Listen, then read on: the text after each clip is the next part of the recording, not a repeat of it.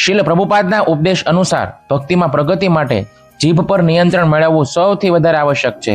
આપણું આ શરીર અજ્ઞાનનું જાળું છે અને જીભ સૌથી વધુ લોભી અને બેકાબુ ઇન્દ્રિય છે. પરંતુ શ્રી કૃષ્ણ દયાળુ છે. જીભને જીતવા માટે ભગવાને આપણને 2 સરળ માર્ગો આપ્યા છે. પહેલો છે પ્રસાદ. શ્રી કૃષ્ણને અર્પણ કરેલું ભોજન પ્રસાદ બની જાય છે. આ પ્રસાદ ફક્ત ભોજન નથી, પણ શ્રી કૃષ્ણની જ કૃપા છે, જે આપણા બધા પાપો અને ભૌતિક વાસનાઓનો નાશ કરે છે. જેનું પુણ્ય ઓછું હોય તેને પ્રસાદમાં વિશ્વાસ થતો નથી. આપણે ફક્ત આ અન્નામૃતને સ્વીકારવાનું છે, જેનાથી આપણું શરીર આધ્યાત્મિક બને છે. બીજું છે હરિનામ સંકીર્તન.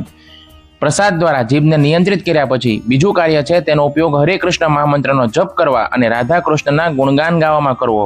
જો જીભને આ 2 દિવ્ય કાર્યોમાં જોડી દઈએ, પ્રસાદ ખાવો અને હરિનામ ગાવો, તો તે આપોઆપ નિયંત્રણમાં આવી જાય છે અને અન્ય ઇન્દ્રિયો પણ નિયંત્રિત થાય છે. યાદ રાખો, પ્રસાદ એ ભગવાન શ્રી કૃષ્ણ સાથેનો સીધો સંબંધ છે. તેને આદર અને પ્રેમથી સ્વીકારો અને સંસાર સાગર સરળતાથી પાર કરો. હરે કૃષ્ણ.